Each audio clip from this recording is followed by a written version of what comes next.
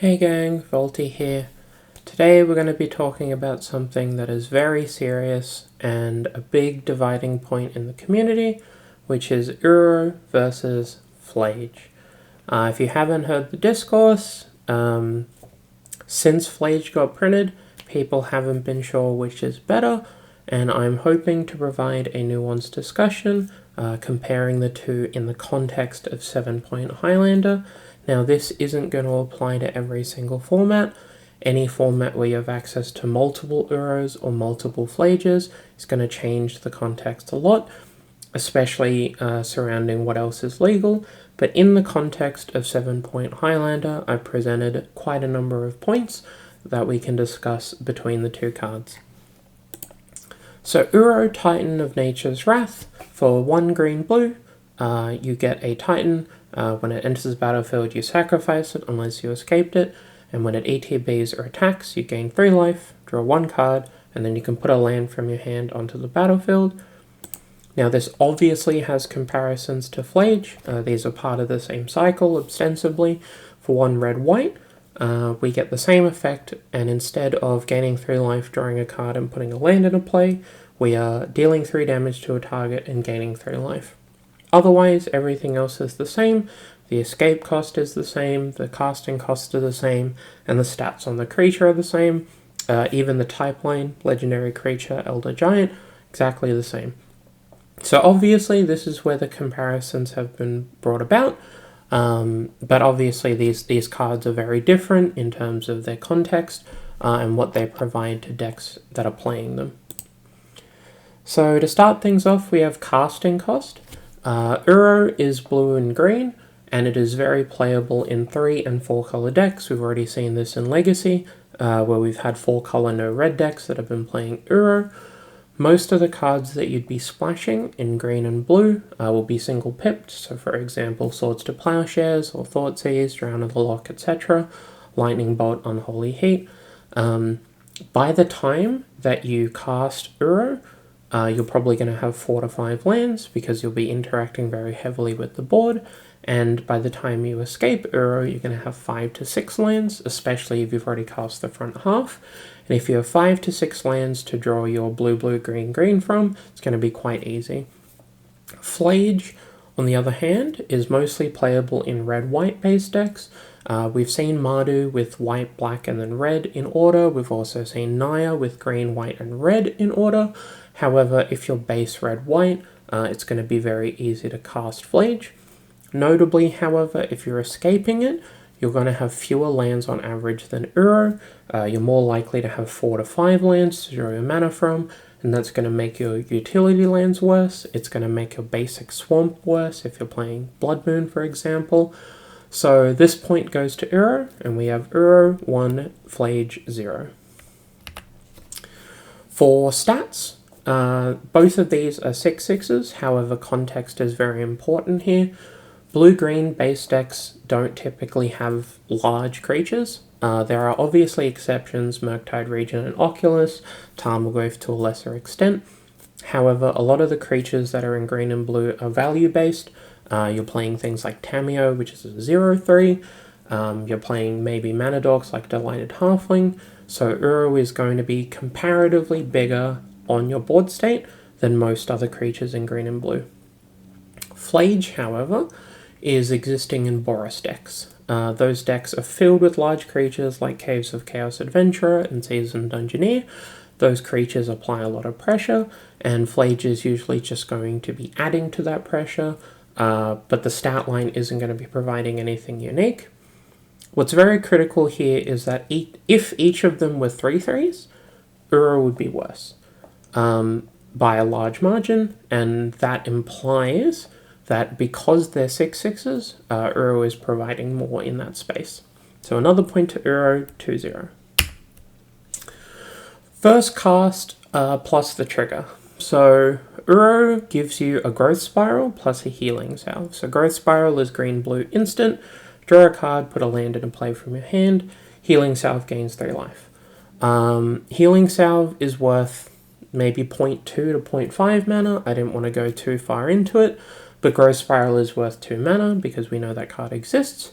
This card is bad on turn 3, paying 3 mana for 2.5 mana worth of cards. However, it does get better in following turns. You're going to have more excess mana available to you. So when you play the Uro, hopefully you have 2 to 3 mana up, and that can go up to 3 to 4. Lightning Helix for Phlage is worth 2 mana. We know that, which makes the cost very, very bad for turn 3. If you're paying 3 mana for a Lightning Helix at sorcery speed, it's just not going to do it. However, over the course of the game, the 3 damage that you get out of Lightning Helix is going to be worth more and more. As your opponent's life total dwindles, so if they start at 20 and you Helix them in the face, it's worth 1/7. Once they get to the 8 or 9 range, it's suddenly worth 1/3. So depending on the average turn that you cast the front half, both have a pretty wide range of influence. And so on average, I would say Uro is going to be slightly better, but it's not by a large margin. So instead, I've given Uro half a point. For the first escape, Uro makes a big blocker, it gains life, it accelerates you for your following turns, but the play is very all-in. If your Uro dies immediately and you've gained 3 life, you haven't impacted the board, you've put 1 extra land in play, which may not even be able to cast anything, and you may just die. Phlage, on the other hand, is similarly committal. However, because it does kill a medium-sized creature, it catches you up on board, and if your Phlage dies, you're probably going to be getting an extra turn, maybe an extra turn and a half, on top of Uro. So point Phlage, 2.5 to 1. Second escape. So casting Uro, escaping it, and then it dying in combat, or to a removal spell that doesn't exile it, and escaping the card again, means that the game is stabilizing and it's slowing down. This is good for blue decks, on average. Casting a follow-up Haymaker, that's going to condense your opponent's range, in terms of what they have access to, how they can defend themselves. If they've cast a removal spell that kills Uro but didn't exile it, they now have to find another one, which may kill them. Casting a second Phlage, however, has the potential to just kill people. If you're casting a second Phlage, that means you've got a trigger from the first cast, a trigger from the first escape, and then a trigger from the second escape. This gives you 3 total Lightning Helixes, which is a lot of damage. However, this is less valuable in red-white because you have a much higher threat density. So the fact that you have the ability to apply pressure with creatures does detract from the pressure that Phlage gives you in comparison. However, it's much of a muchness, so I've only given Uro half a point in this category. First attack. So this is, you've got a trigger off the cast, you've got a trigger off the escape, and now you've untapped with it. If you untap with Uro, and attacking draws you a card, it'll get you further out of burn range because you'll have gained 3 instances of 3 life, so 9 life. And if you do get to attack, you get to leave up all the mana that you spent on Uro last turn to interact with your opponent's next play. You can play a counter spell, you can play a removal spell, you can play both, and this is going to get you further ahead. Attacking with Phlage has the potential to kill another 3 toughness creature, or you can do a lot of damage. However, the following turn after escaping a Phlage is probably just going to be playing another threat, whether it's a 4-drop like Caves of Chaos Adventurer or Palace Jailer, or just a series of 2 and 3 drops. Overall, the impact of the first attack goes to Uro because the previous instances will be going to Phlage, but if you actually get to untap and do the thing and start attacking with it, Uro is going to be more impactful than Phlage in comparison to what you have available over the course of your deck list. So point Uro, currently 4 to 1.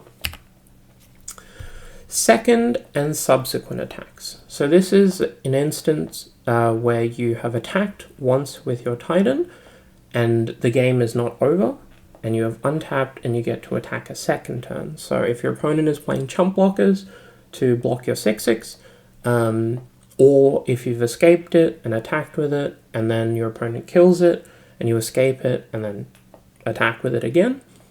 So this is in the case of a very long game, and most of the time, if you get to this stage, it's much of a muchness. If you're getting to do this, you're probably going to be winning the game anyway.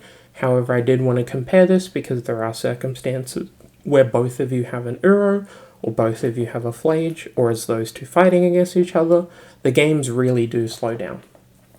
So if you attack a second turn with Uro, you get to draw even further into your deck to find a counter spell, and you get to put an extra land in play.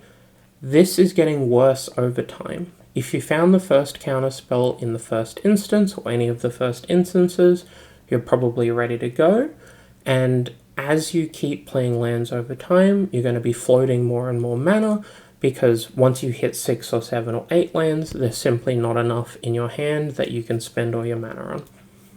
The life gain does keep stacking, however that becomes less relevant over time as well. The difference between 3 and 6 is very large, the difference between 6 and 9 is smaller, the difference between 15 and 18 is basically minuscule. If you get to attack twice with Phlage, the game should be over. Every single time that you attack with Phlage, you get closer and closer to winning the game. So in terms of the two, once we get to the actual combat phase, Phlage is winning out. So it's a point to Phlage here. The next series of category, they're going to be the sort of hidden aspects of this debate. None of these are objective facts. There's a lot of different nuance behind this, and this is going to be my perspective on the differences between the two.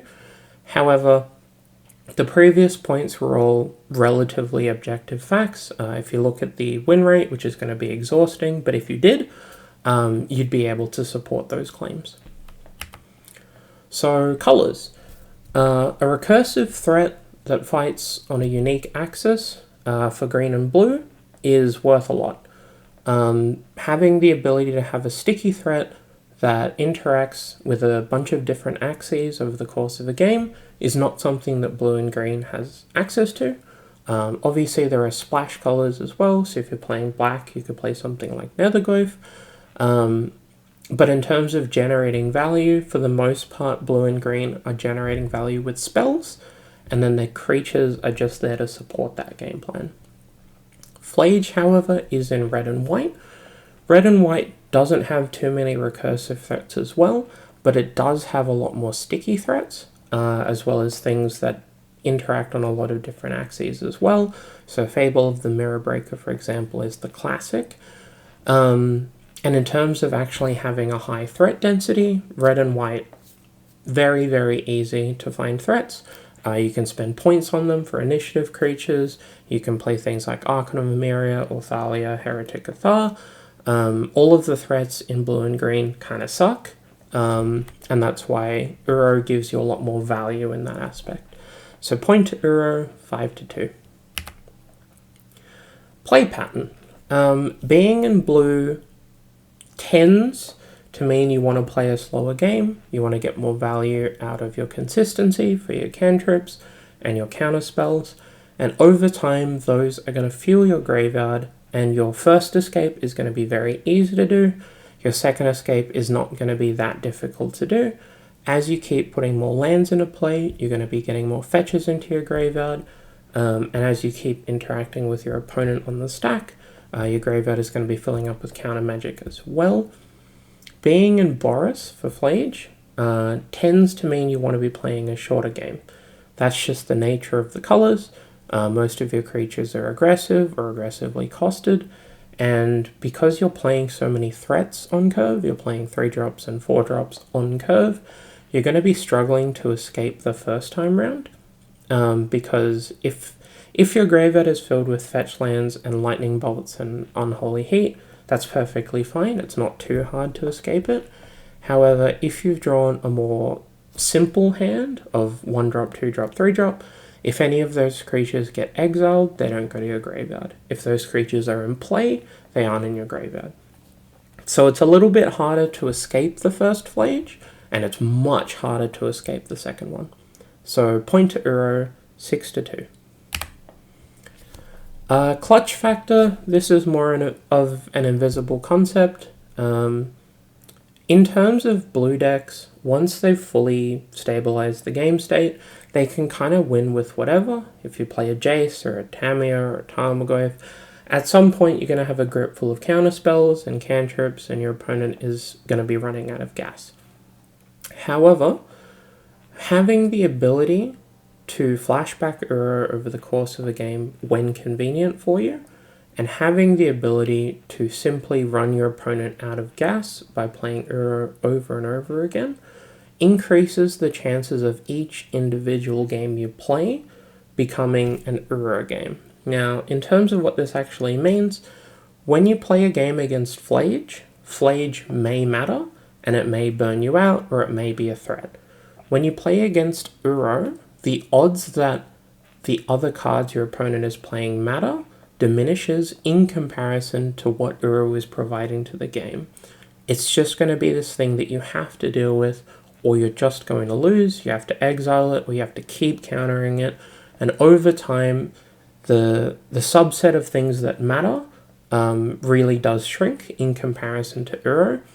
When you're playing Phlage, this isn't as big of a deal. Most of your cards have the ability to win the game on their own. If you play a White Plume Adventurer, it becomes an initiative game. If you play a 4th Eolingus, it becomes a monarchy game. And in terms of what Phlage actually provides for you, it is very good, obviously, and if you escape it more than once, you're probably going to be in a winning position, but it isn't going to warp the game around it anywhere near as much as Uro. Point Uro. Metagame. So this is very subjective factors based off what we're doing at the moment. It's currently October in 2024, and the current metagame basically is that red-white decks are very, very good right now. A lot of the red decks get to play really powerful cards that aren't worth points. So Fable and Fury, for example. Lightning Bolt was the most played card underneath Mental Misstep. And a lot of the initiative creatures are 1 or 2 points, and so you get to really fill your deck with really powerful cards. Blue and green in comparison is just really bad. If you're playing blue, you should be pairing it with red for Blue Moon, you should be pairing it with black and red for Grixis, or white for something like Esper. So currently, blue-green sucks, red-white's very good. This might change in future, so if you're watching this, obviously this may not be relevant, but for this current instance, October 2024, point Phlage. Utility. So this is more utility and flexibility. Uro requires you to provide a fair commitment to Uro to make it really good. So you need a lot of counter spells, you need a lot of lands, and you don't get to make some certain choices in deck building. If you're spending 2 points for Uro, you need to be making sure that your graveyard isn't overtaxed. You might be playing things like Thought Scour and Mental Note to get the most out of it, where Phlage is kind of just a free roll. If you're playing Boris, you can just put Phlage in your deck. Sometimes it'll do the thing, sometimes it won't. Most of the time, Lightning Helix is going to be progressing your primary game plan because it goes upstairs or it kills their creatures so that you can attack, where Uro, playing Growth Spiral and gaining 3 life requires you to do more in order to win the game. If you just keep getting Uro triggers, you won't be winning the game, where if you keep getting Phlage triggers, the game will eventually end. So point Phlage here, 7-4. Then we have the minutiae. These are very minor points. These are things that aren't worth a full category, so I've kind of just clumped them all together. Uro pitches to Force of Will, Force Negation, and Subtlety. It also pitches to things like Endurance and Force of Vigor, which is nice. Blue-green, however, really kind of sucks. It doesn't really have a place in the current metagame. There aren't many viable blue-green decks that aren't walks. And so actually putting Uro on the stack or in your deck is costing more and more. The life gain in blue and green, however, is quite sparse, and so having access to Uro and being able to gain 3 life on the fly is quite good. And then your graveyards are currently pretty taxed if you're in blue and green. We just had Abhorrent Oculus be printed. We've had things like Nethergrowth printed as well that work out of your graveyard. So in a general sense, Uro is getting worse and worse over time. Phlage, in comparison, has been getting better over time, and a lot of the cards that support it have been printed either recently alongside Phlage or just prior. Red can discard cards way better than blue and green. If you're playing Thought Scour to get Uro in your graveyard, you're kind of gambling. If you hit the second stage of Fable of the Mirror Breaker, you can just put Phlage in your graveyard, turn it into a real card. You don't have to cast the front half. Arena of Glory was printed in MH3 alongside Phlage, and it works incredibly with the card. Arena of Glory does not work with Uro at all, but if you exert your Arena of Glory and give haste to Phlage, you get to win the game.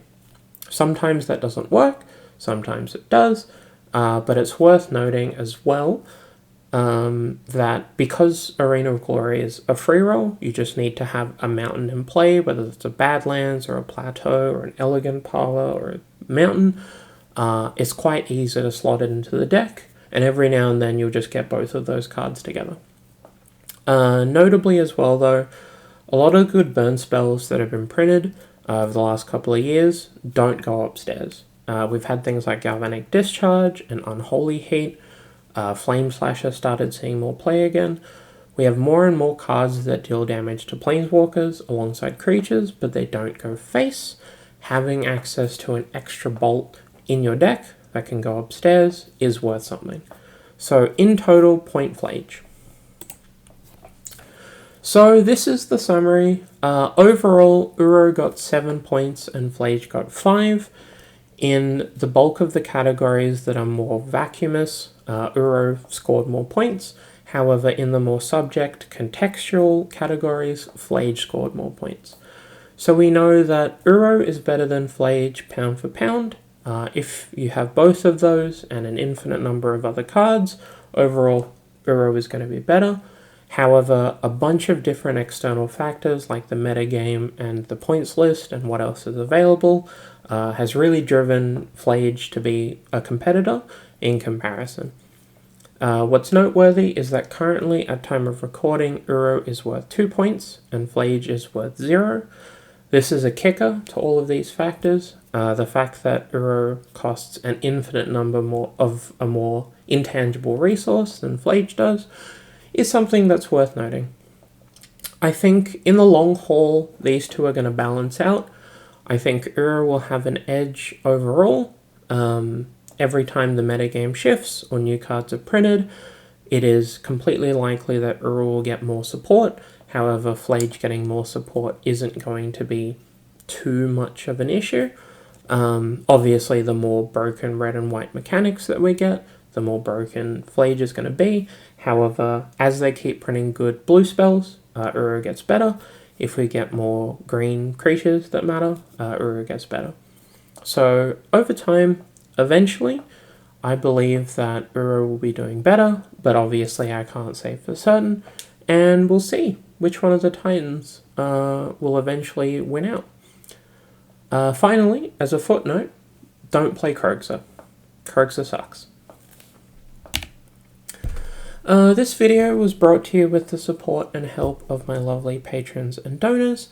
If you'd like to see your name up here on screen, there are links down below to the Patreon and the Ko-Fi. This video is going to be posted on the Patreon first in advance, so if you'd like to see videos early, you can subscribe to the Patreon for that. The very lowest tier, you get to see videos in advance. But otherwise, if you're watching this on YouTube and you enjoy the content, please consider subscribing. Really does help out a ton, and it's free and it doesn't cost you anything. But otherwise, leave a like if you like the video, and I'll catch you next time.